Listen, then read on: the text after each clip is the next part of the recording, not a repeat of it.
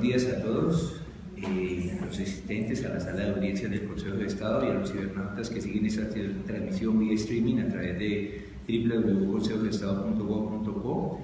Para nosotros es un gran honor reencontrarnos en una edición más de nuestro programa Consejo de Estado en línea, Diálogos de Justicia, Transparencia y Ética.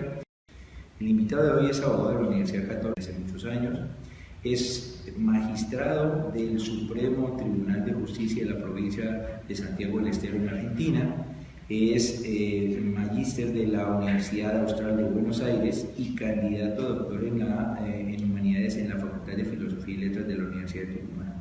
Es profesor de la Escuela del Poder Judicial de Santiago del Estero, José Gorostiaga, entre otros. Además es el presidente de la Red Latinoamericana de Derechos Humanos e Investigación y bueno, tenemos el gusto de tenerlo aquí. Le voy a dar la palabra porque creo que la presentación, entre mejor breve, es más sustanciosa.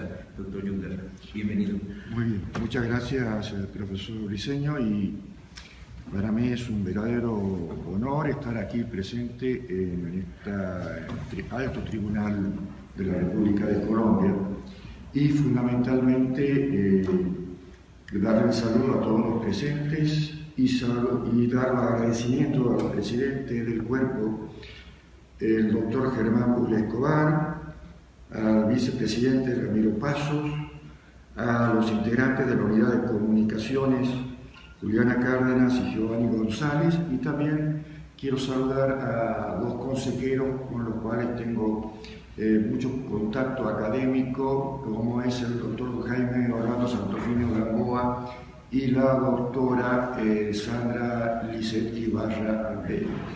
Y también con los magistrados auxiliares, el profesor Briceño Chávez, quien me ha presentado, y el profesor Manuel Laverde, con quienes también estamos dentro de lo que es esta conjunción que es la Red Latinoamericana de Investigación de Derechos Humanos y Humanitarios.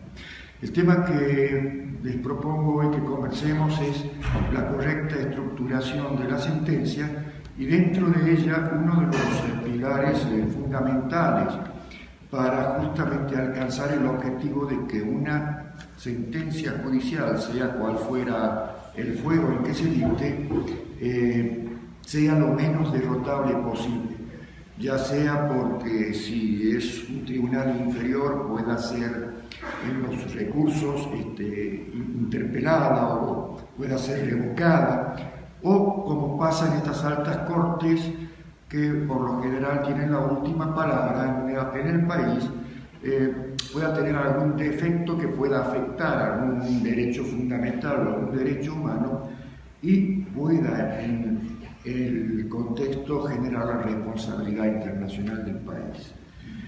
En cierto modo, lo que quería también dejar en claro que cuando, y ayer también lo referíamos, pero desde otra perspectiva en la Corte Constitucional, es que cuando nos sentamos a trabajar un caso y tenemos que empezar a elaborar el contenido de la sentencia, tenemos que pensar primero que una sentencia es una unidad lógico-jurídica, que tiene que haber una armonización, tiene que haber una coordinación entre todas sus componentes, y la doctrina ha señalado con mucha precisión 5 partes en que podemos ver la sentencia, que son llamados planos. Y dentro de una sentencia vamos a encontrar un plano lógico, un plano normativo, un plano fáctico, un plano lingüístico y un plano valorativo. Ninguno de ellos es más importante que el otro. Todos deben ser armonizados y coordinados, puesto que si es que no existe coherencia entre los distintos planos, obviamente estaremos generando un producto que puede tener falencias y que pueda terminar siendo no una conclusión razonada del derecho vigente con aplicación a las circunstancias comprobadas en la causa. Y una de las cuestiones que más se tiene que mirar, o que más se ve ahora en este paso del Estado de Derecho legal al Estado de Derecho constitucional, es justamente el tema de la argumentación. La argumentación jurídica es lo que va a dar aquello que es esencial en toda trama judicial, fundamentalmente porque cuando se concede un derecho o se restringe un derecho, es deber de todo operador judicial tener que motivar y fundar esa decisión, decirlo por qué. Porque por lo general, sobre todo las altas cortes que trabajan con cuestiones que están vinculadas a derechos fundamentales, así sea dentro de lo que es el derecho administrativo, como es la especialidad de este tribunal, siempre está involucrado los derechos de las personas y que pueden en cierto modo ser concretamente producto de alguna afectación o restricción. Ustedes saben, quizá mejor que yo, que el Estado puede restringir derechos, incluso aunque estén garantizados en la Constitución o en los tratados de derechos humanos. Es decir, no hay ningún derecho fundamental, ningún derecho humano que pueda ser ejercido en forma absoluta, si no sería imposible concebir un orden en un Estado jurídicamente organizado. Estas restricciones son legítimas en la medida de que no tengamos que afectar a ese derecho al extremo de suprimirlo o aniquilarlo.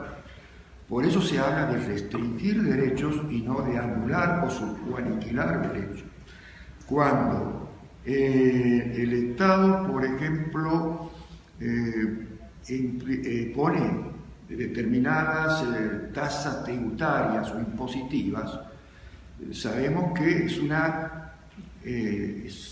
cierta afectación o restricción al derecho de propiedad, pero porque está justificado en las justas exigencias del bien común de una sociedad democrática para poder alcanzar sus logros.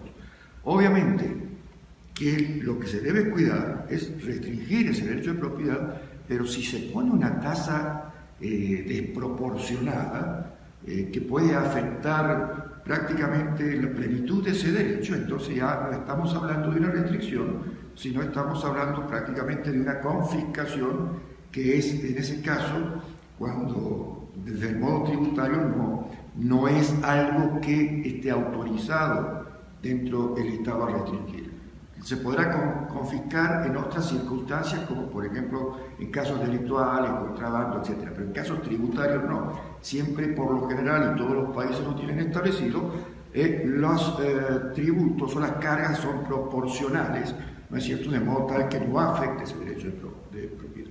Y toda esa consideración al momento de evaluar que la realiza tanto la autoridad administrativa, que la debe realizar la autoridad administrativa o la autoridad legislativa al establecer los tributos, dando el ejemplo del caso, tiene que haber una fundamentación y una argumentación. ¿Y quién más tiene que fundamentar? Es el tribunal, cuando esas medidas son impugnadas por el contribuyente, por ejemplo. En ese caso, entonces, hay que dar los motivos. ¿Por qué está bien restringido ese derecho dentro de lo que es una interpretación conforme a los principios constitucionales o convencionales, o en el caso que el Estado ha transgredido esa autorización que tiene dada por la Constitución y por los tratados y ha ido más allá y ha afectado lo que se conoce como el núcleo esencial del derecho, y en ese caso habrá que la sentencia establecer que ese tributo tiene algunas implicancias que no puede ser puesto en práctica. Bien, y dentro de estas teorías argumentativas está muy vinculada a las distintas formas de pensar, porque hablaba al principio de que teníamos que evaluar el paso del Estado de Derecho legal al paso del Estado de Derecho constitucional. Quienes hemos estado en las carreras de pregrado universitarias muchos años atrás, prácticamente hemos estudiado la base fundamental que predominaba y en algunos casos predomina actualmente en Latinoamérica, es el sistema jurídico que quería diseñar o diseñó un brillante pensador jurídico como fue Hans Kelsen con su teoría pura del derecho, Kelsen, que decía que cuando esbozó la teoría pura del derecho, que lo que él buscaba es que el derecho se pueda incorporar como verdadera ciencia. Recuerde que Kelsen bebió mucho de la escuela de Viena, de principio. La ciencia dura la exactitud, la certeza y no cuestiones que podrían ser discutibles o podrían ser no tener certeza en ese sentido. Y Kelsen quiso que el derecho también se incorpore, los sistemas jurídicos específicamente, dentro de ese esquema con su teoría. Por eso le llamó teoría pura del derecho, porque el sistema tenía que ser objetivo y exacto.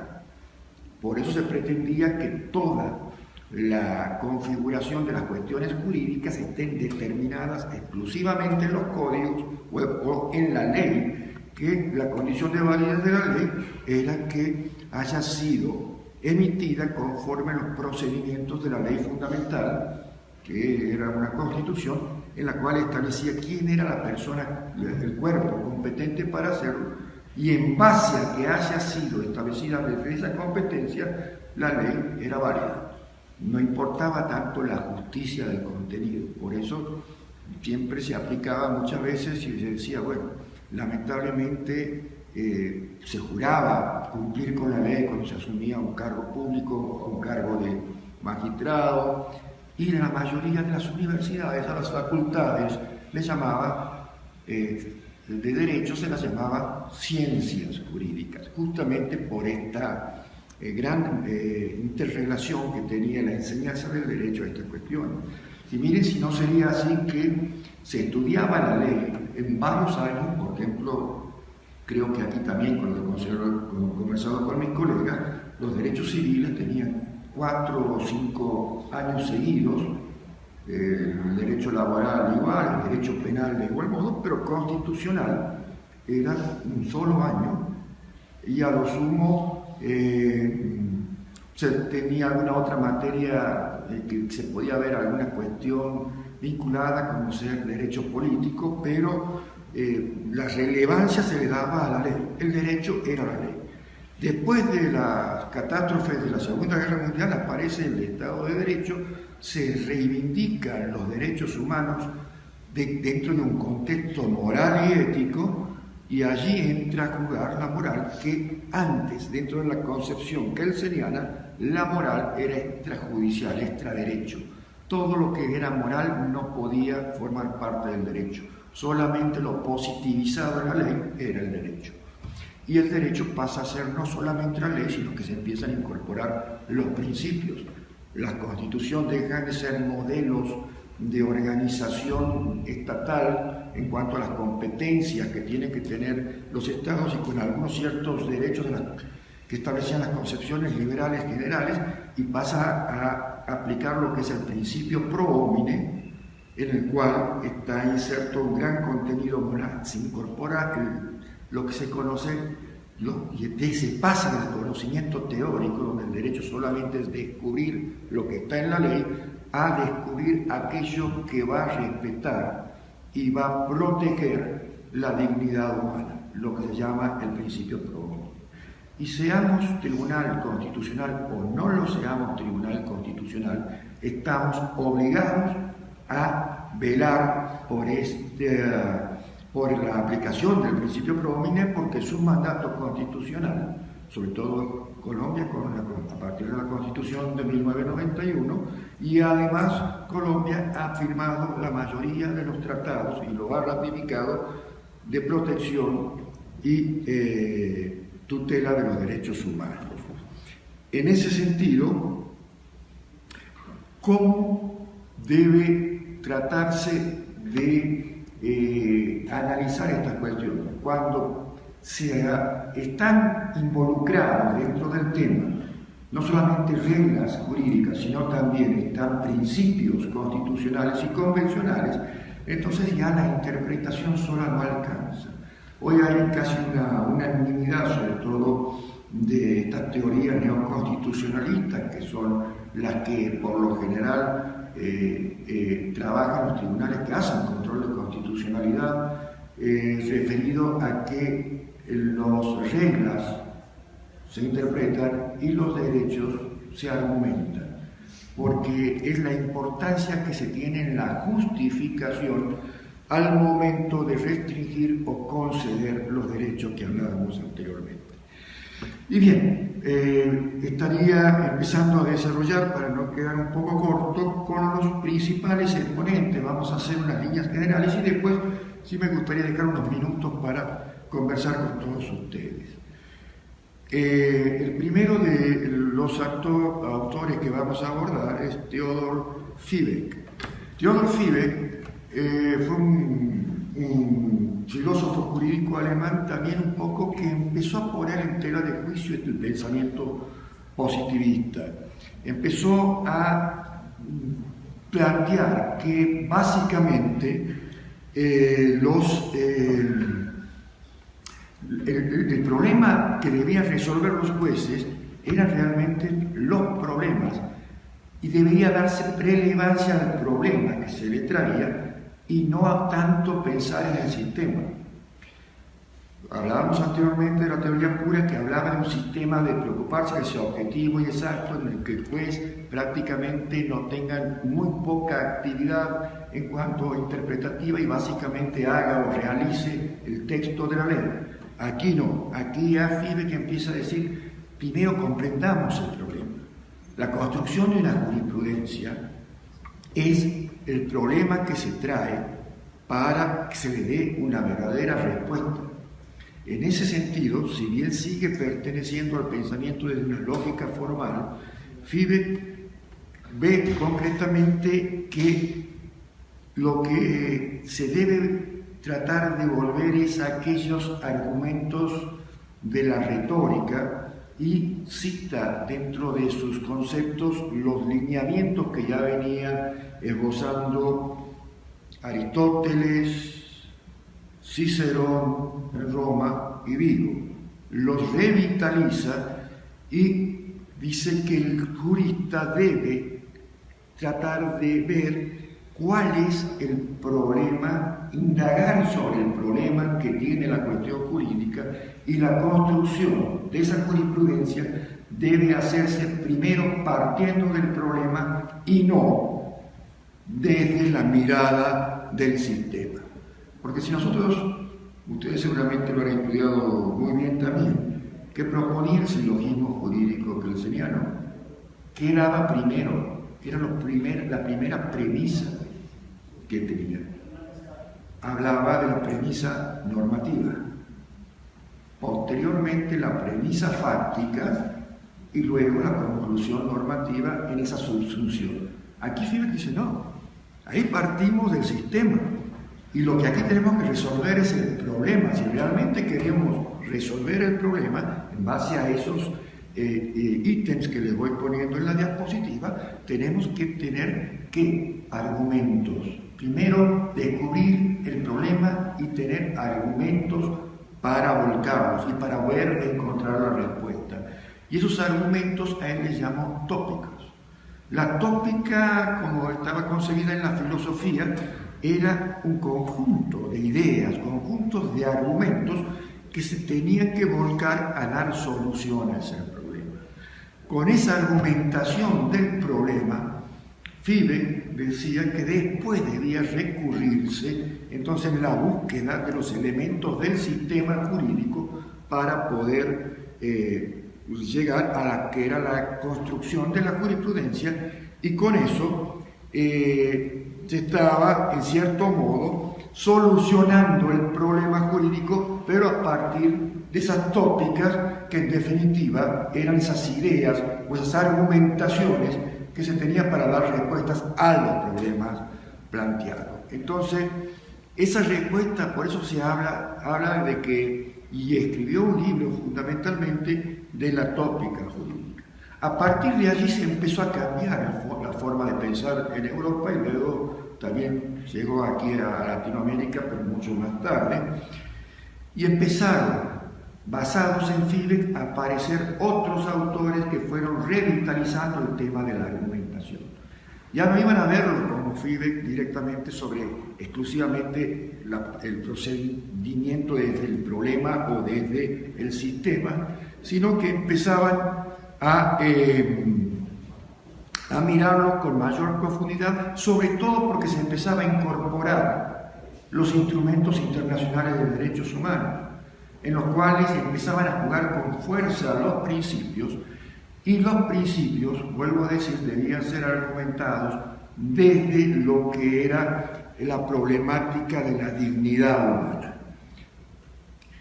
Y aparece Chaim Perelman, que conjunto con una experta literata y estudiosa de la gramática de la lengua tibetiteca, escribieron un libro que se llamó La teoría de la argumentación y la nueva retórica. Quizás es más conocido el libro y se lo asocia con Chaim Perelman porque realmente el jurista, que el dúo que escribió esa obra fundamental de argumentación jurídica, quizás sea la que más hizo esbozos sobre los beneficios de la retórica a la hora de argumentar.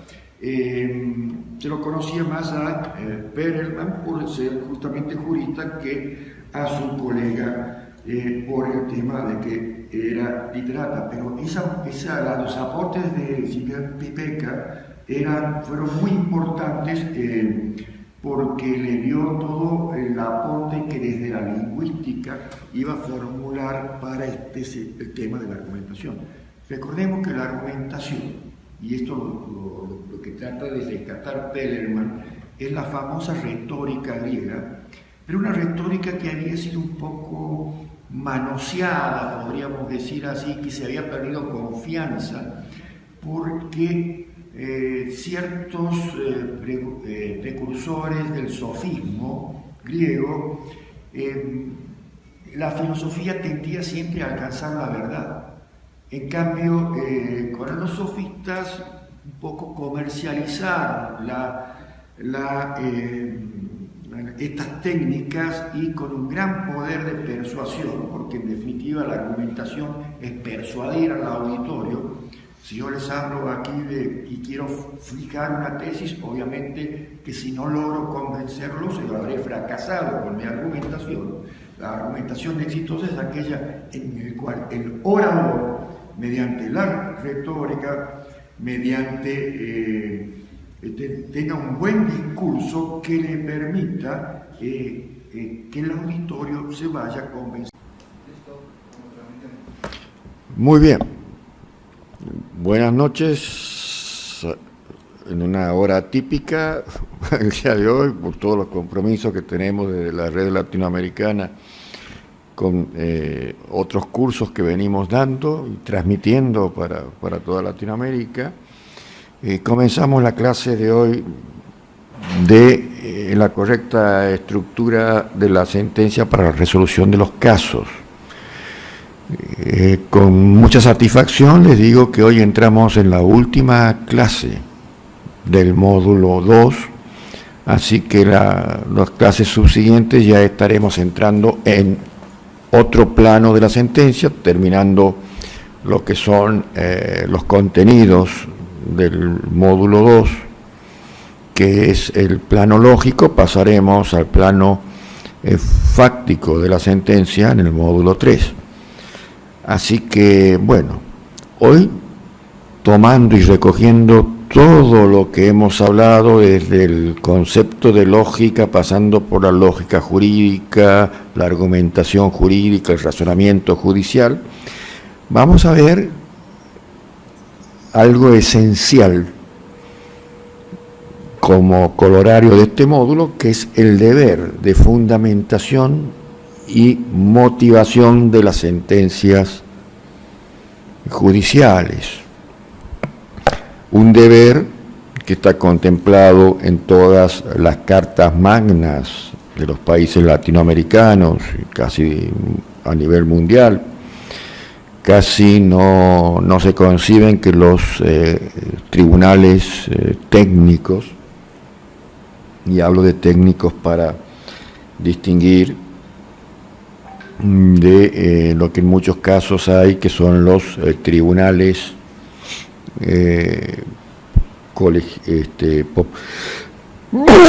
perdón, estoy con estamos llegando aquí al otoño avanzado y estamos con una alergia, los tribunales populares, ¿no? Donde son los mismos componentes comunes de los ciudadanos que imparten justicia. Que es algo que también lo vamos a ver ahora en la clase de hoy. Y arrancamos diciendo que el deber de fundar y motivar las sentencias es una exigencia constitucional. Está contenida en las constituciones, está contenida en los códigos procesales, en la ley de fondo, y está básicamente contenida en todos los tratados internacionales de derechos humanos. ¿Y esto por qué? Porque la función jurisdiccional es un ejercicio autoritativo, no arbitrario, autoritativo del Estado sobre los derechos del ciudadano y a veces sobre los derechos fundamentales, sobre su dignidad humana y sobre los derechos humanos universalmente reconocidos y protegidos por la comunidad internacional. Por lo tanto, como implica una restricción y los derechos, por más que sean fundamentales, por más que sean derechos humanos, no son derechos absolutos, y ya que la misma Convención Americana sobre Derechos Humanos, por ejemplo, establece que todos los derechos reconocidos pueden ser restringidos, es decir, porque no son absolutos, y al hablar de restricción habla como límites el derecho, otras garantías protegidas que puedan entrar en colisión, y fundamentalmente un término que es la esencia y que le permite al Estado ejercer, digamos, esas restricciones como una forma de garantizar la vida en sociedad, las justas exigencias de bien común de una sociedad y Estado democrático. Si no, todos tendríamos derechos absolutos y nos pisaríamos los unos a los otros diciendo que mis derechos no tienen límites. Y ya lo habíamos dicho también en otras oportunidades que esas restricciones son restricciones y no son aboliciones de derecho. Por lo tanto, esas justas exigencias que tiene el Estado de poner límites a los derechos fundamentales y derechos humanos tienen un límite que hablábamos que eran lo que se conocía como el núcleo duro de los derechos, es decir, que debe restringirlos hasta un determinado grado, pero nunca, jamás, como alguna historieta de Peter Pan, puede aniquilarlos o suprimirlos. Y restricción implica limitación, que por lo general es temporal, en el ejercicio de las funciones, o achicar, digamos, la facultad de los ejercicios. O sea, hablábamos, tenemos el derecho de la libertad, obviamente ese derecho de libertad, si lo ejercemos en forma o libertad ambulatoria, absoluta, implicaría que podría, en ejercicio de mi libertad, meterme en la casa del vecino, violar la propiedad privada, implicaría que en base a la libertad podría acabar con el derecho a la vida de otro y por lo tanto, por respecto a ese derecho a la libertad, no se me podría privar de la libertad, etcétera, etcétera, etcétera. Entonces, una sentencia penal, por ejemplo, es una restricción a un derecho. Una sentencia que reconoce el derecho a una de las partes y que implica la negación de la petición, de las pretensiones o las peticiones de la otra parte, para la parte perdedora es una restricción de sus derechos, en muchos casos derechos reconocidos por la Constitución y por los derechos humanos universales. Pero eso están dentro de esos límites de restricción y no de supresión. La Constitución argentina tiene un artículo muy claro cuando habla de la razonabilidad, del principio de razonabilidad, que dice que la reglamentación de los derechos reconocidos en la Constitución es una facultad del Estado, pero esas dichas leyes reglamentarias jamás pueden suprimir o aniquilar el derecho. Una previsión muy similar tiene la Convención Americana sobre Derechos Humanos, que es ese artículo 30 que hablamos de las justas exigencias de bien común, y cuando habla de cómo tienen que ser las normas del Estado para restringir derechos, que tienen que ser normas que se surjan de los mecanismos constitucionales, que pasen por, que la dicten las autoridades competentes, que a su vez el contenido tenga ese sentido de razonabilidad. Y bueno, en el ejercicio de la función jurisdiccional, en la sentencia por lo general siempre, así como va a reconocer derechos, en muchos casos va a restringir derechos. Las sentencias penales es el caso más claro, las sentencias también que mandan a cumplir obligaciones a la parte condenada, por lo general, tienen esta esencia de restringir derechos. Y ahí nace entonces, si el Estado, ¿cómo vamos a determinar que el Estado no agrede ese límite que son el núcleo esencial de los derechos, sobre los cuales ya dejaría de ser una restricción para convertirse en un aniquilamiento o supresión del derecho, dando las razones en la cual el acto restrictivo establece que no pasa esos límites. Y por ahí viene el deber de fundamentación o de motivación. Como dice ahí la filmina, que no sé si la están viendo, si ha podido superar ahí, bueno, pero ahí les he pasado por el WhatsApp, después les pondré. Hay problemas técnicos, estamos porque hoy hemos tenido muchos acontecimientos aquí en el Poder Judicial y no tenemos cañón en la tarde de hoy.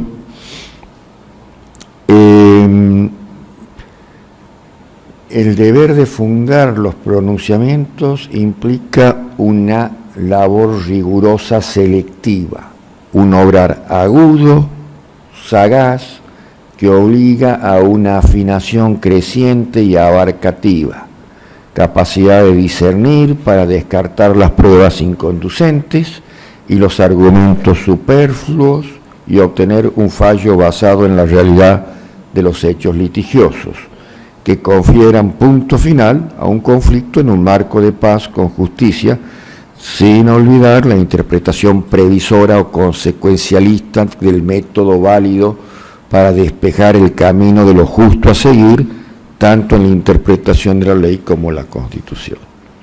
Si no, las razones serían: te quito la casa, te mando preso, porque soy el Estado, sería la razón de la fuerza.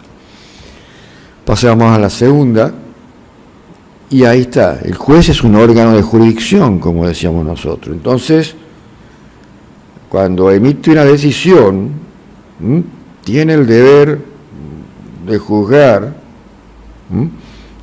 Ahí poníamos como ejemplo, lo dice el artículo 15 del Código Civil venezolano, lo decía el artículo 3 del actual Código Civil y Comercial de la Nación Argentina, y no pueden, bajo pretexto de silencio o oscuridad de la ley, las famosas lagunas del derecho, dejar de juzgar. Es decir, no voy a juzgar porque no está previsto en la ley, o no esta conducta, esta situación fáctica que se ha dado, no encuentro la respuesta en el elemento normativo, inferior, infraconstitucional. Entonces, allí viene con más razón el deber de cómo va a justificar esas decisiones, ¿no? En la historia del derecho veíamos que existía un instituto en el derecho romano que le llamaban el no liquet, que en una traducción sería como que no lo veo claro en la ley, no sentencio. Entonces el juez decía que no encontraba la cuestión y podía pasarle a su superior en el orden de jerarquía de la decisión judicial, que en este caso era directamente el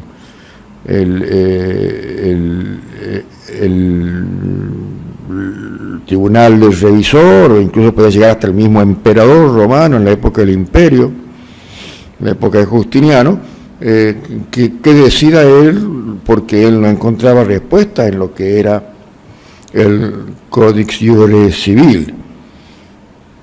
Después también un poco la herencia que tuvo las primeras leyes hispánicas, como el fuero juzgo, en las partidas donde no encontraba respuesta el juez, le enviaba al rey para que el rey, que tenía, digamos, esa esencia divina, como que su soberanía emanaba directamente de Dios, pueda decidir.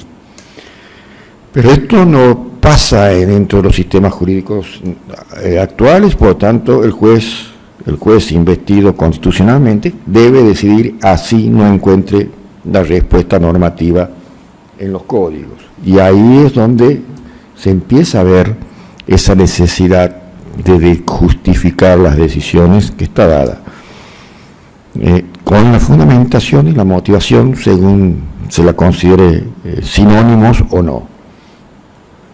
Tarufo, un gran maestro italiano del derecho procesal, dice que la obligatoriedad de la fundamentación de la sentencia, las fuentes donde nació esa obligatoriedad, porque también antes los jueces podían en algunos otros tiempos decidir sin fundamentar, la encuentra en normas de Florencia y Nápoles en el año 1774, que se llamaba el Dispatio de Tanucci, que sin embargo no llegó a ser aplicado por más que se disponía a ello, pero con la Revolución Francesa, donde aparecen los derechos, Declaración de los Derechos del Hombre, terminar con el absolutismo monárquico, entonces aparece sí con más fuerza en la Constitución de 1793, donde decía expresamente que los jueces motiven sus decisiones, den las razones de lo que decide. Y en 1795, artículo 208, imponía que las sentencias debían iniciar los términos de la ley que aplicar. Esa es la famosa disquisición, fundamentación o motivación. Era suficiente invocar el elemento normativo o además de invocar el elemento normativo, explicar de qué modo a esa situación fáctica le correspondía aplicar ese elemento normativo. Y ahí viene fundar o motivar, aunque habíamos hablado creo que en clases anteriores, algunos dicen que es lo mismo, otros dicen que cuando se habla de fundar está básicamente dirigido al elemento normativo, a decir, bueno, fundo mi decisión en lo que dice el artículo tanto del código o de tal ley, mientras que motivar es una forma de explicar cómo el juez interpreta los hechos, las pruebas, y obviamente a esa correspondencia consecuencialista le corresponde la aplicación del elemento normativo. La gran mayoría dice que existe diferencia entre lo que es fundar, que está dirigido al derecho aplicable, a motivar, que está dirigido a explicar las razones por la cual se aplica ese derecho aplicable y de qué modo quien decida ha interpretado las cuestiones fácticas y las pruebas en que respalda que esas cuestiones fácticas, esos hechos, realmente han existido para aplicar ese elemento normativo. Y de eso se trata, todo lo que vimos dentro de lo que es el plano lógico de la sentencia, era para ver la corrección de todas las inferencias que realiza el juez, que es un ser humano, todos sus pensamientos, sus distintos procesos mentales para interpretar los hechos de tal o cual modo o las pruebas de tal o cual modo y decir por qué hay una correspondencia de esos hechos comprobados según la metodología que emplea para aplicar esas fórmulas normativas que da el legislador. Y por lo tanto, entonces, como dice ahí Pacini Lanza, que es otro gran procesalista latinoamericano, Paz Lanza, perdón, existe una diferencia de matiz importante en lo que es fundar o motivar, ya que la fundamentación, como bien decimos, apunta a la norma, en tanto la motivación es a la modalidad axiológica o valorativa, en esa relación que se genera entre los sujetos y que el juez tiene que darle un encuadre. Son dos tiempos distintos, a veces difícil de separar, como bien se dice, pero que desde la mirada de la explicación del plano de la sentencia lógico y también con incumbencia en otros planos, es necesario separarlos, al menos de un modo intelectual, para tener una mejor comprensión del tema. ¿Cuáles son las funciones que implica la motivación? ¿Qué función cumple? La que existe mayor coincidencia entre la doctrina es que es un instrumento técnico y procesal como una garantía político-institucional que facilita el adecuado ejercicio del derecho de defensa. Porque si nosotros representamos a una parte que la defendemos y esa parte, digamos, nuestros argumentos para decir que nuestra parte tiene razón no son recepcionados y no nos dicen nada, entonces queremos saber por qué no han sido consideradas nuestras razones. Es lo mínimo que se pretende, sino de qué garantías tenemos de que se respetan las reglas del debido proceso o que nos han escuchado en cuanto a las defensas. Y además de ello, es un control que va a servir porque si tiene que revisarlo un tribunal superior, el que impugna la sentencia tiene que criticar esa sentencia que impugna, y si no tiene elementos, materia sobre la cual trabajar para la crítica, entonces es muy complicado. Y quiero que tengan en cuenta todo esto porque después vamos a ver las justificaciones que se dan dentro de los marcos de sistemas de derecho como tenemos en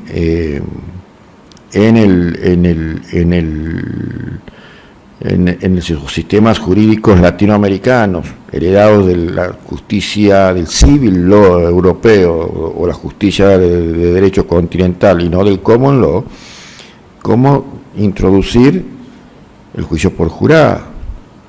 El juicio por jurado es muy fácil, es más fácil quizás justificarlo desde las características propias del common law. El common law es un derecho no escrito, es un derecho de precedente y además el valor, más que la justicia concretamente el caso, es la seguridad jurídica, como es la principal característica que tiene el common law inglés, por ejemplo, y que lo hereda en cierto modo el americano. Entonces, quizás ahí, bueno, puede entrar más ese esquema de la íntima convicción, por la cual no tengo que dar ninguna explicación. Pero bueno, hay autores muy importantes, uno de ellos es un actual ministro de la Corte Suprema de Argentina que ha hecho una tesis en la cual considera que dentro del derecho argentino, que tiene esas características, que la norma infraconstitucional está inspirada en el civil law, pero tenemos una constitución inspirada en el common law, y de allí hay una norma constitucional que dice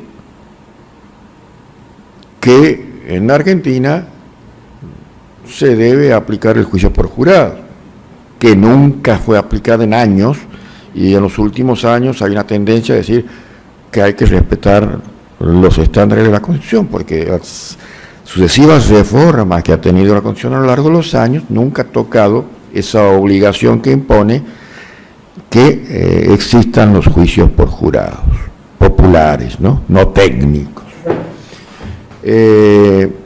Y el otro función concretamente que se pone es la de que sea un factor de medir de qué modo existe la razonabilidad en la decisión.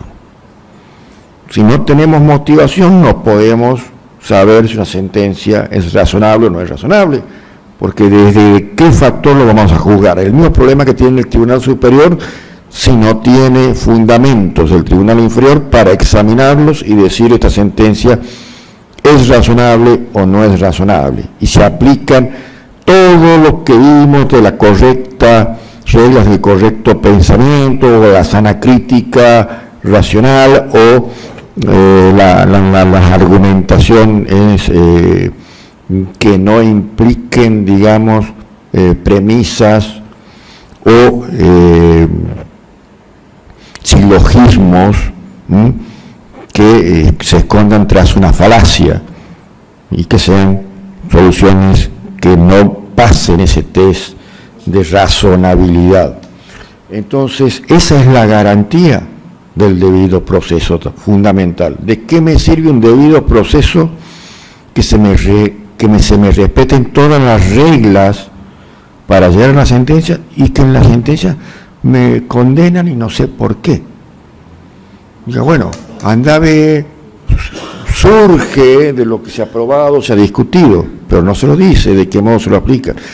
Y más en materia penal, porque en materia penal existe lo que se llama la tipicidad. Si no se configura el tipo, y no me dicen de qué manera se configura el tipo para mandarme a la cárcel, estamos en un grave problema. Y dice, bueno, pero de las pruebas surge.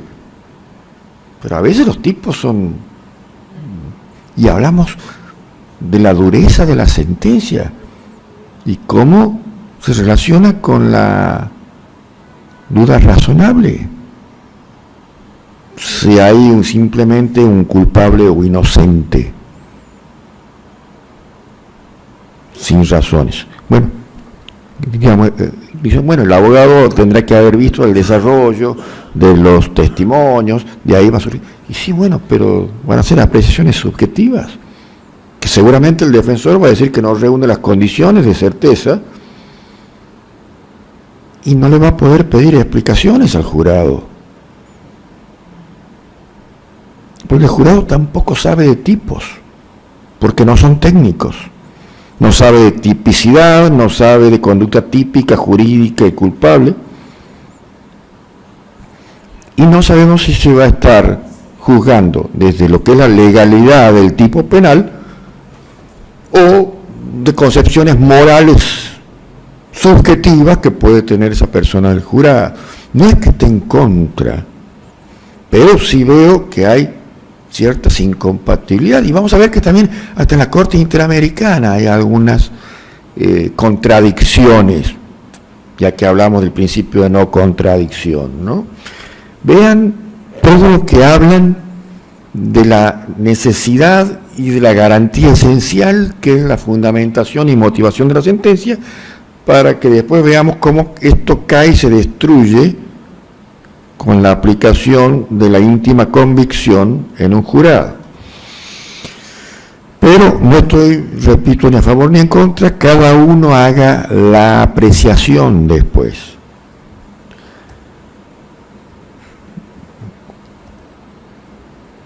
Las funciones, acabamos de decirlas, y eso nos conduce al concepto de sentencia justa.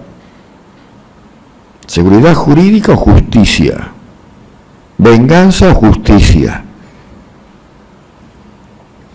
Entonces, también Tarufo y otros grandes, eminentes luminarias del derecho dicen que la decisión será justa en la medida que se funde en una determinación verdadera de los hechos del caso. ¿Y cómo vamos a saber si hay una determinación verdadera de los hechos del caso si no hay una narración o una justificación de que por qué creo que esta es la verdad de los hechos del caso? Por lo que no basta enunciar los hechos, no basta decir por lo que dice el testigo, por lo que dice el perito, por lo que dice esta prueba documental, sino explicar con argumentos y razones qué es, cómo se interpretan esos dichos y no solamente la enunciación. Porque a veces vemos sentencias de tribunales técnicos que dicen, y de cuyas obras penales, de conformidad a lo testimoniado a Focas 25 y a lo dicho, pero corresponde hacer lugar a la sentencia. Pero no hay ninguna justificación de cómo se hace jugar racionalmente esos elementos de prueba para volcarse hacia un lugar u otro. Por eso no basta enunciar los hechos ni las pruebas, enumerarlas nomás, sino que deben estar justificadas, en el sentido de que deben ser explicitadas las razones por las que es racional y razonable considerar que los hechos que arribo mediante esas interpretaciones de las cuestiones fácticas y de las pruebas me llevan a tener la certeza aproximativa, como la que podemos acceder judicialmente, de que esas han sido la verdad de las cuestiones que se discuten. Así Tarufo también, desde una mirada filosófica, dice se deben indicar las inferencias probatorias, que lo venimos diciendo a lo largo de todas las clases que hemos dado en este módulo, que atribuyen grados adecuados de confirmación a esos enunciados. El juez debe proporcionar las razones por lo que su decisión puede aparecer fundada, y volvemos a lo que eran las funciones anteriores, frente a un control intersubjetivo de validez, ya sea de un tribunal superior, de las partes o de la sociedad misma. ¿Es la motivación entonces una garantía del debido proceso o no lo es? Es, sobre todo en el marco de ¿qué? De un Estado de Derecho constitucional, que es el que nos da las garantías a todos los ciudadanos. Si no, el amigo Cristian aquí, mi chiquito, como le dicen, a su ayudante, que lo reemplazan a Álvaro, yo como que digo, van presos los dos. ¿Por qué? Porque van presos y listo, porque se me ocurre y punto. Entonces, estoy arrasando con sus garantías, porque no saben por qué van presos. ¿Y cuánta gente puede haber que no sabe por qué está detenida? Por decisiones que no son debidamente fundadas o motivadas, están mal motivadas o mal fundadas, que son los famosos vicios de motivación, en las motivaciones aparentes, en las motivaciones insuficientes, que no respetan el principio de razón suficiente, que lo vimos, lo desarrollamos, etcétera, etcétera. Entonces, la motivación de las resoluciones estatales, porque la sentencia de los tribunales judiciales son resoluciones estatales que ejerce con el imperio, con la fuerza del Estado,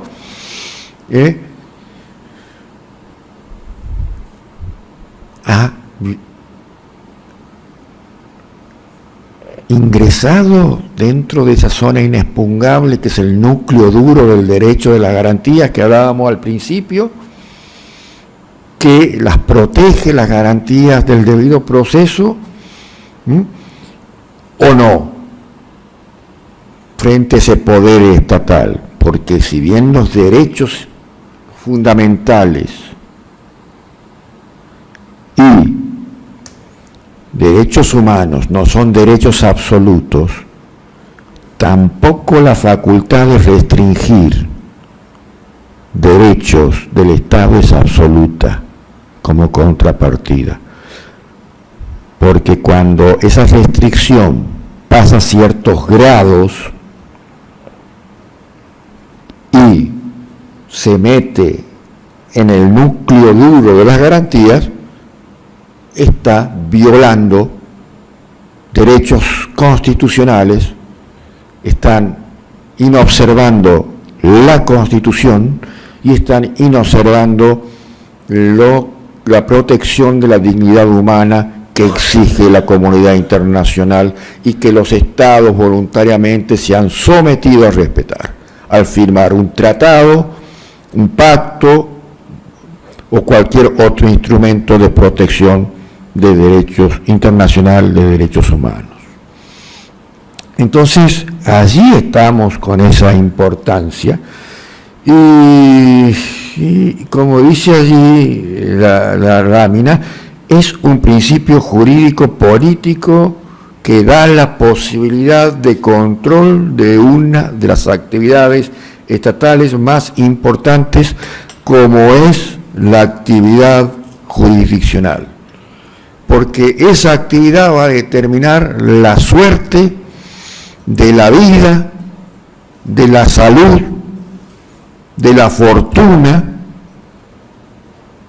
y de muchos otros factores de la persona, entendida como un ente autónomo con dignidad humana irreemplazable, como lo decía Immanuel Kant.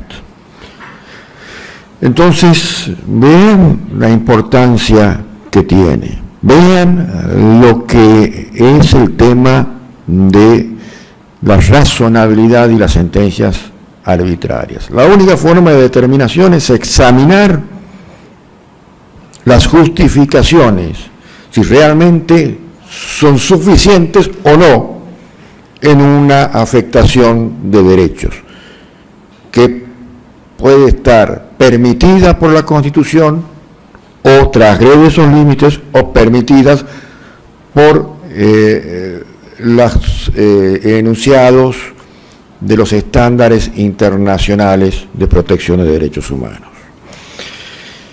Bien. Sí.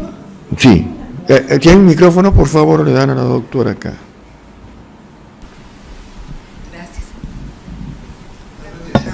Doctor, le hago una consulta. A veces los tribunales que revisan recursos, o sea, de apelación, lo que fue, o de casación, no generalmente, más ha sucedido de apelación caso. No, pues estamos abiertos a las críticas. Bueno, voy al hecho de que me enumeran a veces y me ponen jurisprudencia para basar que no analizan todos los agravios porque dicen que no es necesario. Eso no está, en cierta forma. Es que lo que desde mi perspectiva hay una incorrecta interpretación. Lo que quiere decir que para tener en cuenta, para sustentar la decisión, yo puedo descartar pruebas, pero no es un descarte, salvo que sea manifiestamente improcedente y que caiga por su propio peso, no haga falta, la obviedad de la impertinencia sea tal que no haga falta dar ningún tipo de explicación. Tengo que decir al menos por qué no, como lo decía en la clase anterior. No la voy a tener en cuenta porque esos testimonios no me sirven, porque tienen un interés comprometido con una de las partes claramente verificable, son contradictorios entre sí, y si le tengo que creer a uno, no tengo por qué no creerle al otro. Ninguno de los dos testimonios me da pautas para decir que es más creíble que el otro. ¿Se acuerda que lo hablábamos? Sí. O el testigo directamente dice que no tiene, que lo han traído, no sabe por qué, porque él no tiene ni idea del caso que se... Entonces, esas son las pruebas de descarte. Esas son las pruebas, digamos, que no me van a servir para fundar. Pero si algo tengo que decir, porque muchas veces para el tribunal o el juez que interviene puede ser una prueba impertinente, pero su inferencia de razonamiento no es correcta, y lo que realmente esté descartando es una prueba pertinente y que otro tribunal la puede ver como tal. Y muchas veces ha dado el caso que bajo esas consignas se han descartado pruebas y no han dicho por qué, y que después el Tribunal Superior dice, pero era la prueba principal que debía haberse tenido en cuenta, cuando son sentencias arbitrarias. Porque he notado eso que dicen, basado en lo resuelto por la Corte Suprema, no tengo obligación de expedirme en tal y tal punto, y se cierran en esa jurisprudencia. Bueno, pero y si no me dicen el hay un por qué. viso de pertinencia con la invocación de la jurisprudencia, no, porque esa prueba va a seguir teniendo pertinencia. Tendré que decir, justificar por qué no es pertinente. No estoy... Cuando la obligación de no valorar es sobre aquellas de impertinencia manifiestamente expuesta. A veces, porque hay abusos también de esas... Doctor, ahora con este nuevo sistema de oralidad que hay, la audiencia preliminar. En el que va a haber aquí... Sí, que ya se está implementando en las audiencias de prueba, sería de la apertura prueba, que sabemos que por el código nosotros no tenemos un medio de prueba que descarte, no podemos interponer un recurso, sí podemos hacer reserva que se ve en la apelación respecto de la prueba. Que rara vez la abre. Que raro, muy raro, uno lo ofrece. Pero en ese caso donde no tenemos un recurso directo, algunos dicen que podría haber una reconsideración, en la oralidad se daría mejor porque podría uno indicar la parte por qué. Te cerraron la audiencia, se acabó el tema, ya ahí empieza a regir el principio de preclusión. Se cerró la audiencia, chao, no se discute más el tema. Pero nosotros como abogados de parte podemos discutirle al juez, pero él es el director del proceso. Pero hacerlo en la audiencia, antes que la cierre. Porque después no voy a poder. Después no la veo muy complicada. Por eso dicen que siempre tenemos que ir tanto las partes como un resumen bien de los hechos y de la contestación. Cada para saber a dónde. Como que es un debate final. Vayan con esa mentalización en los procesos orales, incluso para el planteo de recursos. No, olvídate de lo que dice el código, tendrás 3 días, 4 días, te cerraron la audiencia, chao. No hay días. Todo lo que tenga que ser resuelto dentro de la audiencia se resuelve, muere con el cierre de la audiencia. Así hay que ir medio preparado. Y una cuestión hasta que se vaya acomodando las cosas. Y después veremos si es que no se afectan núcleos duros, que la Constitución y el artículo 28 en la Constitución Argentina dice que las leyes reglamentarias, como una ley procesal, claro, no debe afectar. Sobre la marcha veremos. Es muy difícil en abstracto determinarlo, ¿no? Eso se va a ir construyendo a través de que empiece a funcionar. Sí, estoy leyendo mucho sobre pruebas y pertinencia porque no estamos con la oralidad está más del lado de un sistema de common law y entramos en esto sin modificar códigos escritos. Entonces algunas normas van a quedar en offside, como se diríamos en el fútbol, ¿no? Porque van a estar escritas, pero van a dejar de regir automáticamente, mediante las facultades reglamentarias que se puedan tomar, ¿no? Pero yo creo que es un tema de aplicación del principio de solidaridad constitucional. Si con el sistema actual estamos violando derechos con la mora, bueno, quizás tengamos que resignar algunos derechos para salvar más derechos, que sea una justicia más expedita, sean discutidas. Y bueno, es la gran, hay que leer la gran discusión y debate de cartas y que medio se trataron mal Alberdi con Vélez Arfiel. Alberdi le recriminaba a Vélez Arfiel: che, yo he marcado los lineamientos para que tengamos una constitución de common law y me terminas poniendo sistemas infraconstitucionales civiles del civil law. Y bueno, ese choque de culturas jurídicas ya ha pasado en cierto modo en el derecho procesal penal. Cierto modo se lo ha ido pudiendo sortear. Ha habido muchos cuestionamientos y se ha podido ir delineando. La diferencia es que con el sistema procesal penal modificamos la norma procesal. Aquí no, es un poquito más complicado.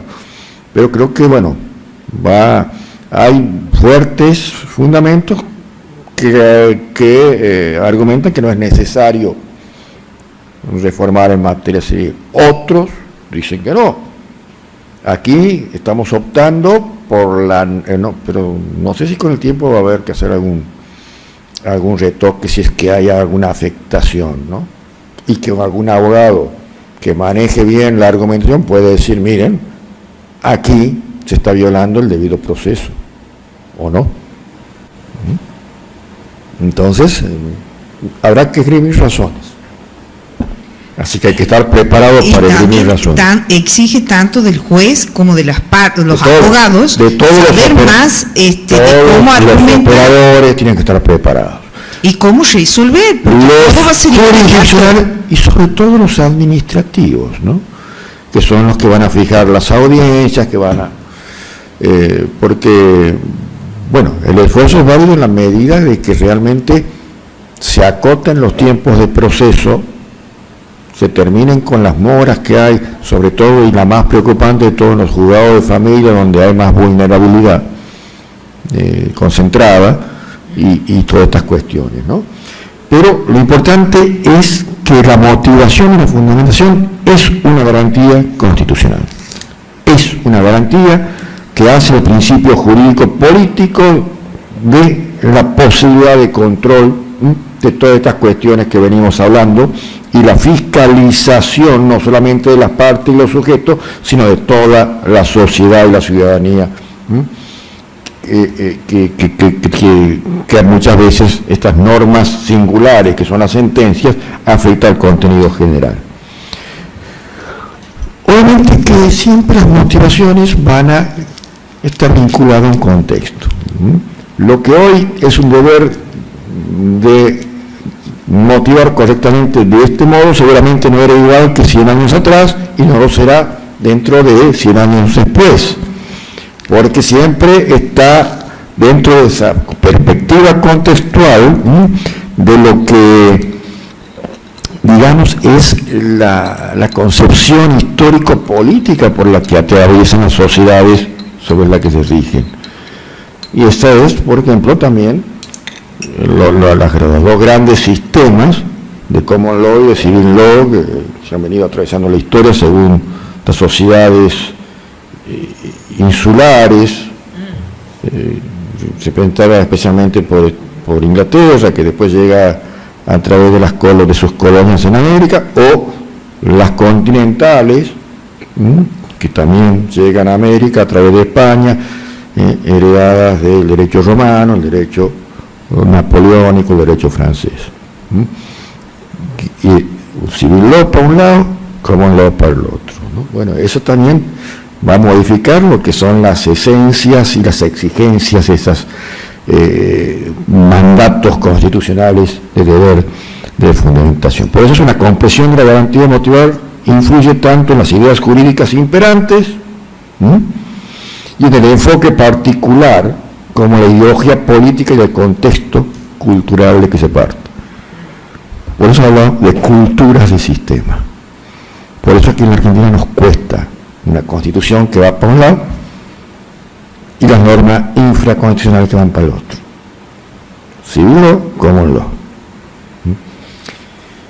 Discusión Alberti Vélez Arfield, de hace más de 100 años. Y doctor, ahora con el código, con la reforma de nuestro Código Civil vigente, el artículo 3 es como que ya da esa idea de que vamos, lo que no se puede resolver por aquí, convencionalidad, tratados, ese tiene que ser el criterio de interpretación, pero lo abre mucho también. Está marcando, ojo, vos, si las normas materiales, sustanciales, tienen que estar conforme a la Constitución y los tratados, si no, no son válidas, te lo dice el artículo 1, con mucha más razón las normas formales. Por eso prepárense, abogados.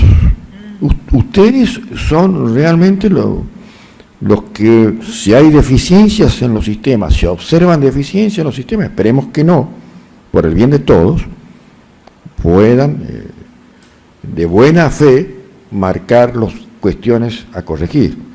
Acuérdense que todos estos cambios de culturas, de proceso, que implica cambio de roles de los operadores y demás cosas, es una construcción, y es una construcción colectiva, y que no solamente es responsabilidad, si bien los principales responsables son los jueces, sino también de todos los operadores, todos, desde los funcionarios inferiores, dentro de los estrados hacia adentro, como de los operadores externos, que son los auxiliares, los abogados, etcétera, etcétera. Vamos a ver grandes pensadores que decían de los deberes de motivación. Aquí os traigo a Werner Goldsmith. Lo habrán oído nombrar. Werner Goldsmith ha sido un jurista, eminente jurista alemán, pero que tuvimos la suerte que su desarrollo profesional lo hizo en Argentina, en Rosario. Es, digamos, el principal artífice de la teoría trialista del derecho. ¿Saben cuál es la teoría trialista del derecho? Que el derecho no solamente es la ley, sino también la realidad y bueno, y en cierto modo también hay una apertura a los principios, ¿no? Y él decía que la sentencia judicial es un acto de poder estatal, lo que veníamos diciendo. Es un reparto autoritario, no arbitrario, autoritario, porque eso tiene imperio. Pero porque es así, porque hay esa exorbitancia de poder sobre los ciudadanos, necesita legitimarse más allá de que porque soy el Estado te impongo, sino que debe buscarse eso en principios de justicia. Te impongo porque es lo mejor para el bien común, como dice también el artículo 30 de la Convención Americana. Es una exigencia de bien común que justifica imponerte estas reglas. Entonces, para eso una sentencia, que es uno de los, como vuelvo a decir, de los elementos más visibles del ejercicio de ese poder, como la ley, pero la ley en sí sola está en el aire, la ejecución de la ley son con las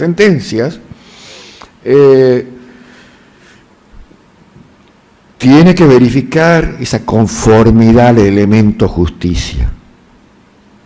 Por eso sabemos que existen leyes injustas, leyes inconstitucionales, leyes que no pasan el test ni de constitucionalidad ni de convencionalidad, o la aplicación de tal modo de esas puede provocar este tipo de situaciones. Y la única forma de determinarlo es que se expongan el por qué se dictan los fallos, las motivaciones y la fundamentación. Entonces responde, dice Golmis, a una necesidad de justificar la razonabilidad, un poco la síntesis de lo que venía hablando, del mandato judicial que es fuente de justificación de la sentencia. Y voy a poner Golmis, voy a poner otros que no son, digamos, de la corriente trialista, pero para ver que todos coinciden en ese núcleo del por qué es necesario, es un deber y no una facultad motivar y fundamentar las sentencias judiciales. La dicte quien la dicte. Piero Caramandrei, otro eminente procesalista italiano que escribió un libro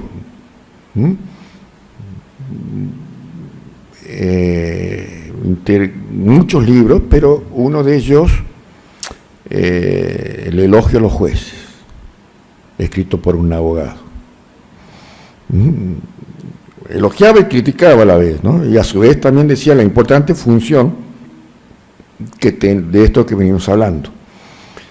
Búsquenlo, no es fácil conseguirlo porque no hay publicaciones abiertas, hay ensayos que se refieren a él. Yo lo conseguí hace muchos años en una feria de libros, así, de libros cualquiera. Se ve que alguno que tenía un padre abogado murió, él no era abogado, no le interesaba, quería comprar, qué sé yo, capaz que lo vendió por 10 pesos para ir a bailar, y bueno, pude hacerme y leerlo, ¿no? Es una verdadera joya, a pesar de los años, de qué manera describe la actividad de los jueces, los togados, porque en esa época en Italia usaba la toga, y los abogados, y que todo es una construcción común.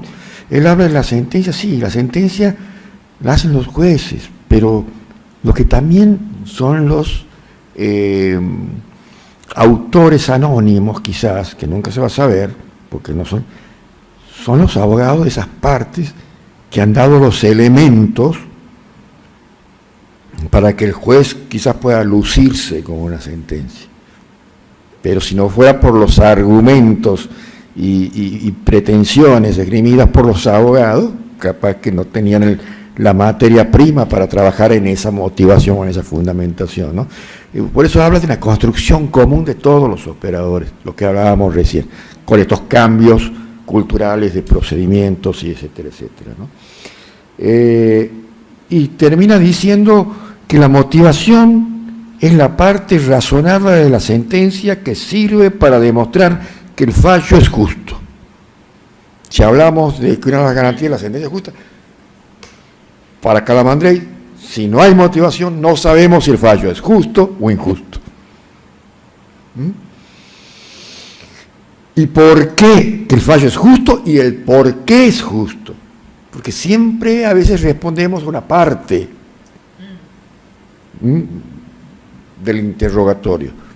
Es justo, pero también hay que decir por qué es justo. Y para persuadir a la parte vencida que su condena ha sido necesario punto de llegada y ha sido a través de un serio y meditado razonamiento y no un fruto improvisado de la arbitrariedad y de la fuerza. Piénsenlo en todo esto cuando después veamos el tema de los jurados no técnicos, porque los efectos son los mismos. Puedo mandar a alguien a una prisión perpetua.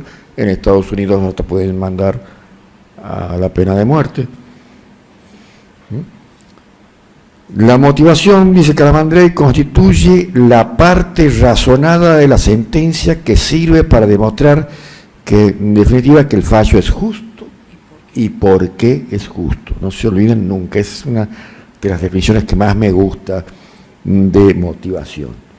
Volvemos a Michel Tarufo y habla de la buena motivación, porque hay motivaciones que sirven y otras que no sirven.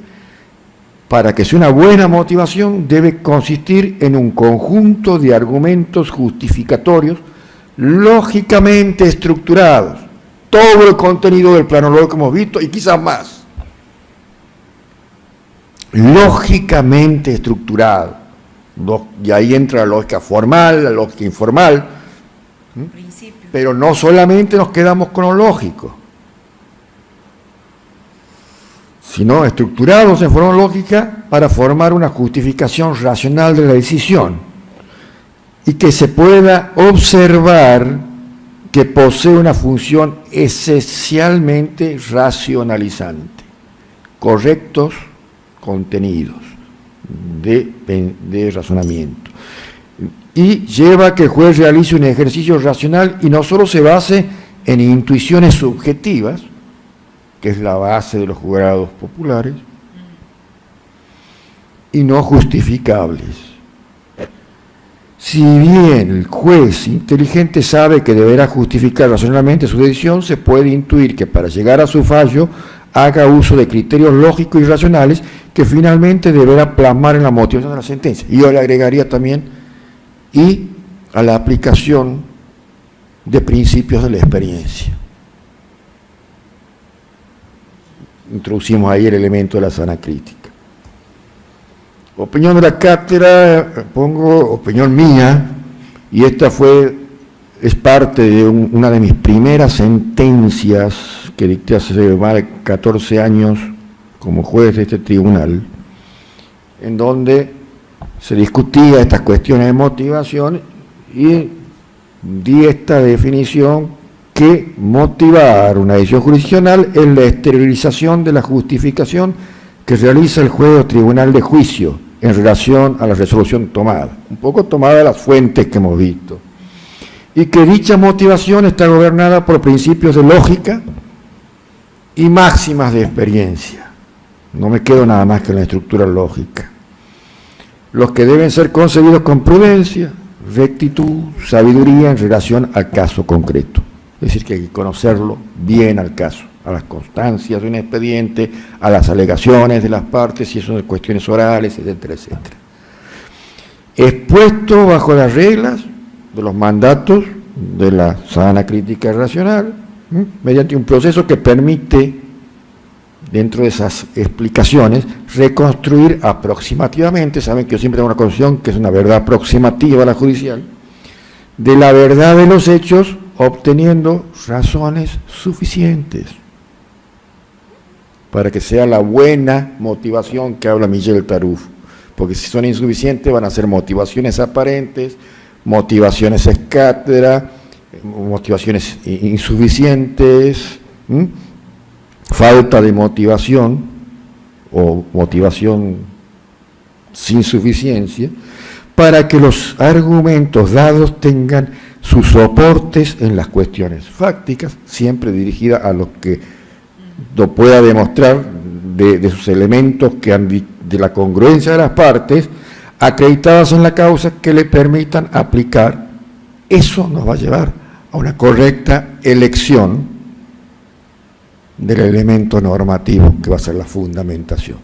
O sea, la motivación, en cierto modo, desde la perspectiva personal, es el presupuesto de la fundamentación. Justamente eso, anteriormente le iba a preguntar, ¿qué es primero? ¿Encuadrar en la norma, que sería la fundamentación, o ir con la motivación? Usted es mujer, ¿no? Ahora ya viene todo hecho, pero en una época había que ir a las modistas, ¿se acuerda? Que le hacían el vestido, o cuando tienen una fiesta especial, casamiento, van. ¿Usted qué pretende? Que la modista le diga, aquí está el vestido, pero no me entra, bueno, adelgazá. Adecua tu cuerpo al vestido o que el vestido se amolde a su cuerpo?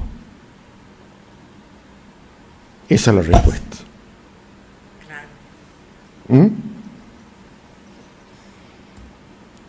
Ahora vamos a ver motivación y derechos humanos. Ricardo Lorenzetti fue muchos años presidente de la Corte, sigue siendo miembro de la Corte Suprema Argentina.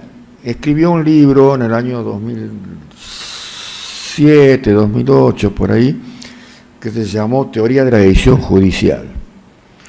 Tomando mucho de los estándares internacionales, decía que los derechos fundamentales, y lo que decimos siempre aquí, pueden ser reglamentados, ¿no es cierto?, a los fines de ponerlos en práctica. Y esa actividad, que puede ser legislativa o judicial, debe ser racionalizada con otros derechos en un proceso de compatibilización. Es el tema de los límites de los derechos fundamentales y los límites de la restricción que hemos hablado hace un rato, ¿no?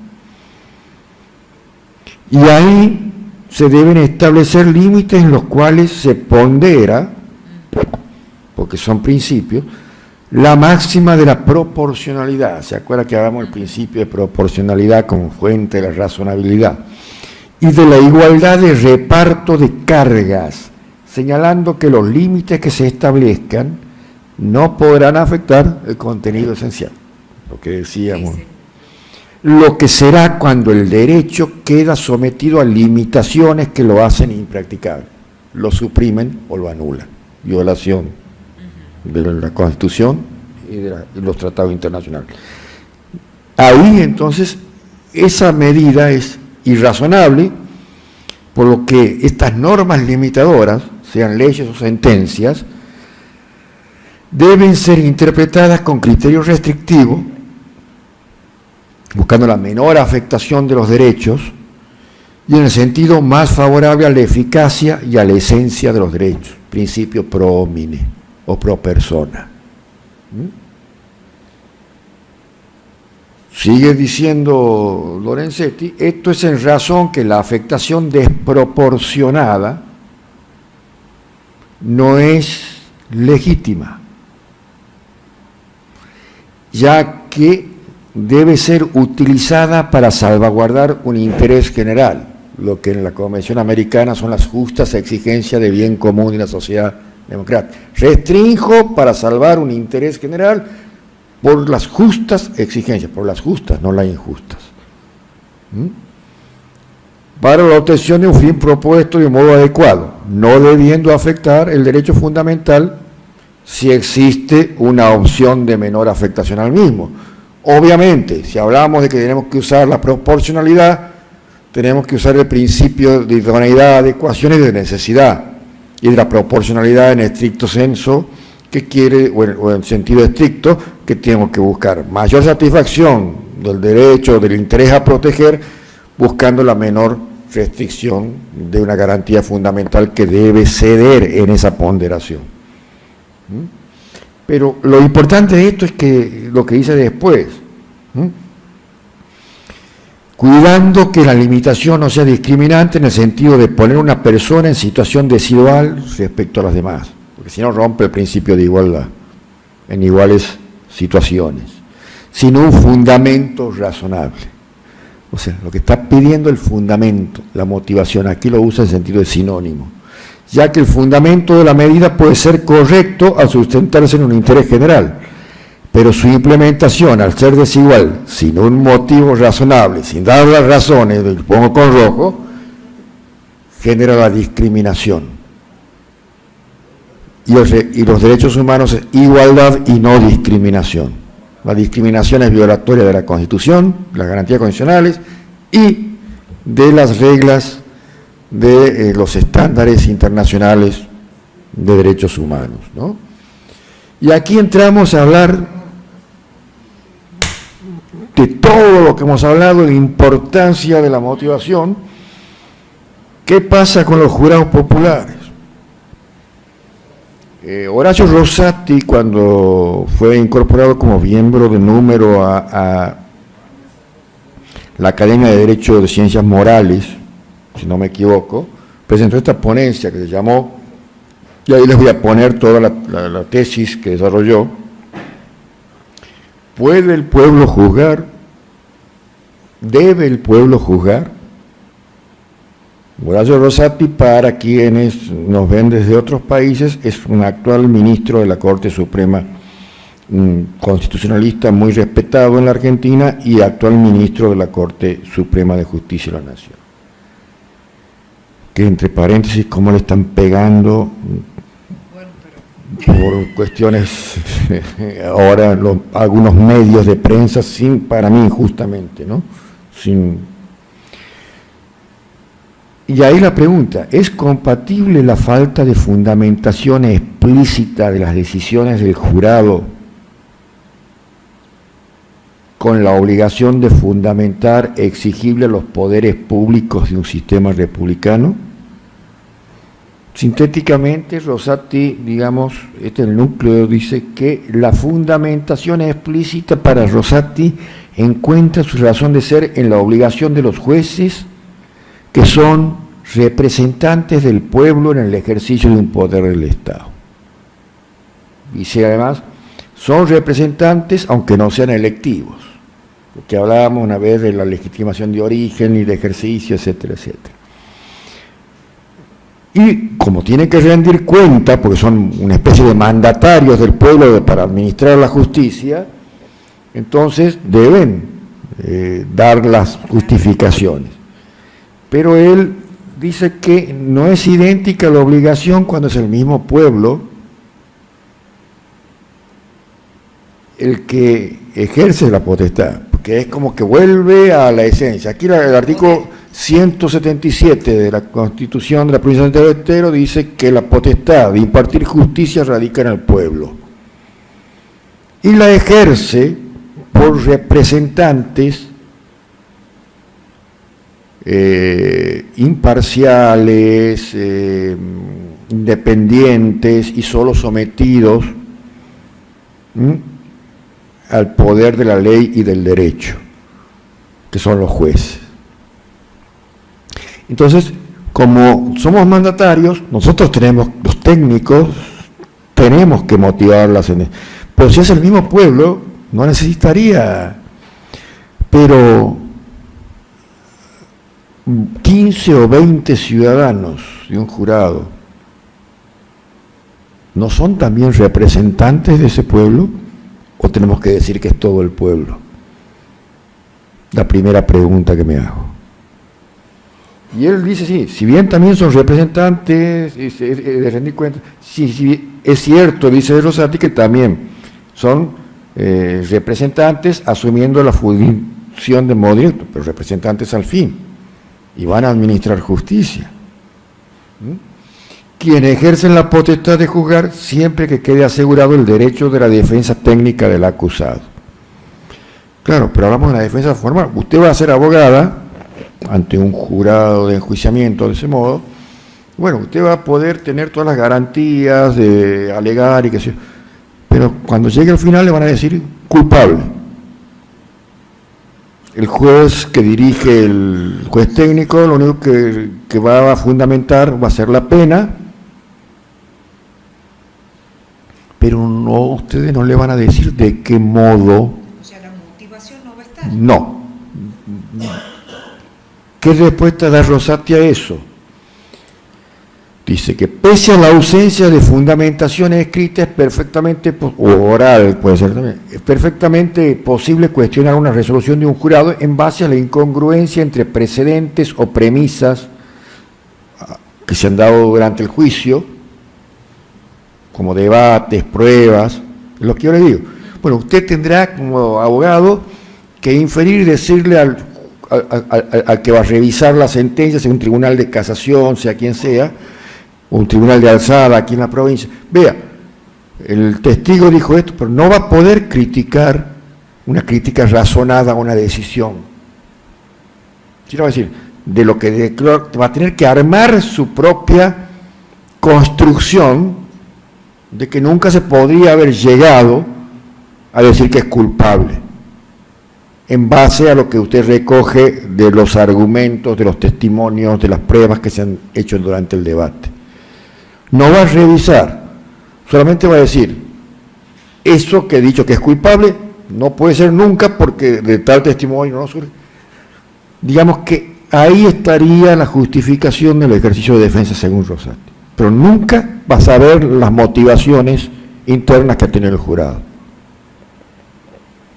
Claro, va en medio de un contrasentido de todo lo que venimos hablando. Como que el abogado, que es el técnico, va a tener que inferir De todo, claro, pues si el abogado tiene, dice Rosati, ha sido parte de las audiencias, ha escuchado a los testigos, ha examinado los documentos, ha escuchado a los peritos y otras pruebas que puedan haberse presentado, los elementos de cargo, entonces, bueno, que él diga, no es culpable, es inocente, y le diga eso al Tribunal Superior, sin saber en realidad cuál es la motivación esa es la porque ellos son el pueblo.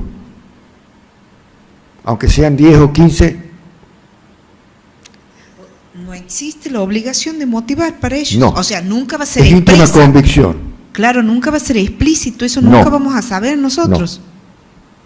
Solamente la pena que sí la va a fundar el juez técnico que dirige el debate, ¿no?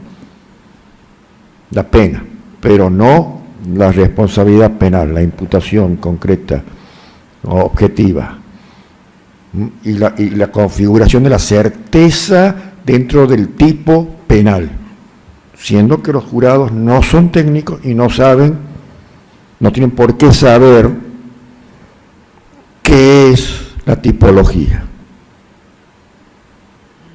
Y muchas veces pueden dar su opinión para conformar el veredicto en base a su objetividad. Eso nunca vamos a saber. Eso nunca vamos a saber. Pero dice, o sea, no hay en cierto modo tampoco una imposibilidad, quizás sea más complicado, pero sigue rigiendo pautas en que se va a poder cuestionar esa decisión del modo ese que así explica Rosati, ¿no? Y se basa en algunos enunciados que dijo la Corte Interamericana en un caso que sí es cierto, en el caso BRP y BPC contra Nicaragua, o versus Nicaragua, que se cuestionaba esta cuestión de juicio, que alegaban la arbitrariedad de un juicio por jurado y en cierto modo dice que alegando arbitrariedad objeto una sentencia escrita de un tribunal letrado entonces, si un defensor de parte puede refutar, es lo que ahora un poco lo que venimos diciendo, la argumentación de palabras escritas u orales dado por un juez técnico, ¿por qué no puede hacerlo con un jurado de legos?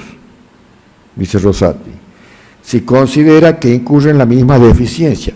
Pero aquí, como no va a tener los elementos justificatorios, siguiendo como el ejemplo la omisión de pruebas relevante, contradicción entre lo probado y lo decidido, pero por una construcción que tiene que hacer más trabajo para el defensor, aunque el defecto no surge de las manifestaciones expresas.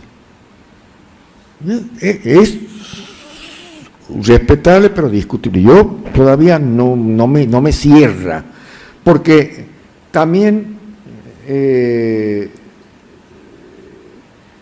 la Corte, ¿y en qué se basa en este pasaje del caso BRP, cuando la Corte Interamericana dice que la libre valoración que hace un jurado no es sustancialmente diferente a lo que puede hacer un juez técnico?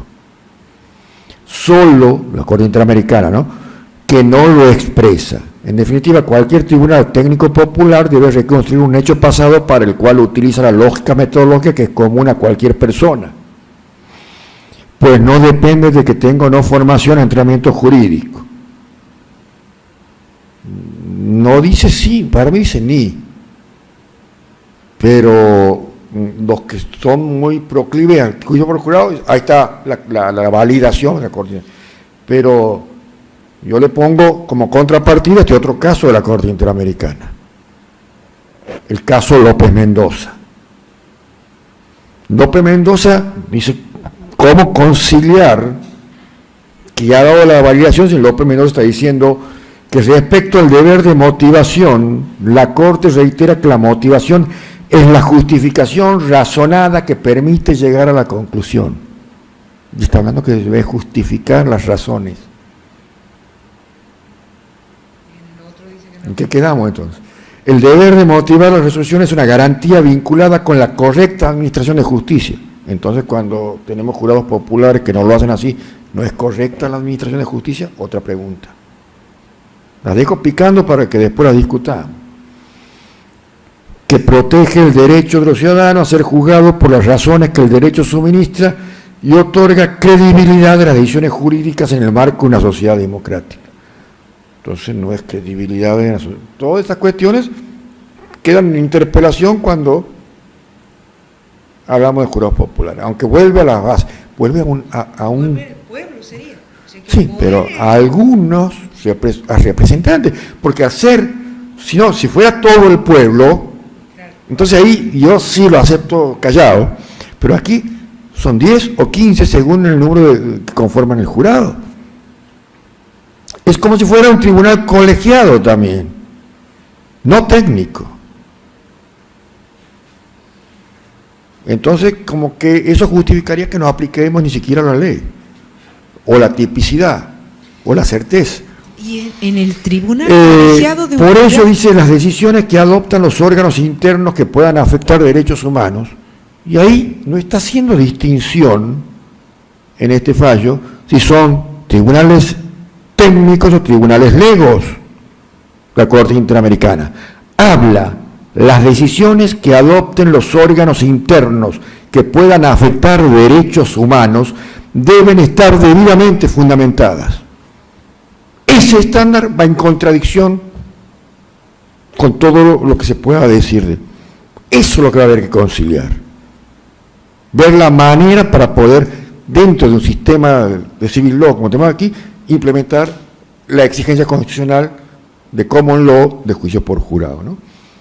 Porque o va a haber que variar el estándar o tendrá que hacer otra sentencia a la Corte que diga, bueno, aquí no se aplica López Mendoza, porque aquí no distingue, ubi lex no distingue, no divuit, nus no divuit, decía la Daquio Romano, donde la ley no distingue, no tenemos que distinguir nosotros. Habla de todo y habla, claro, las decisiones que adoptan los órganos internos que puedan afectar, y habla de todo lo que administra justicia. Pues de lo contrario, y aquí agrava más el tema, serían decisiones arbitrarias si no hay fundamentación y no hay motivación. En este sentido, la argumentación de un fallo y de ciertos actos administrativos deben permitir conocer cuáles fueron los hechos, motivos, normas en que se basó la autoridad para tomar la decisión. Y un tribunal popular, como jurado, es una autoridad estatal. Tiene el imperio del Estado. A fin de descartar cualquier indicio de arbitrariedad. Por eso es muy dado a la discusión. Queda ahí, y bueno, los primeros minutos de la clase que viene vamos a ver que reflexionen, voy a poner literatura de todos estos temas, y sería lindo que lo debatamos para darle ya un cierre definitivo a este tema. Terminamos la clase de hoy, espero les haya gustado. Saludo a todos y nos vemos en la clase siguiente. Hasta pronto. Cortamos.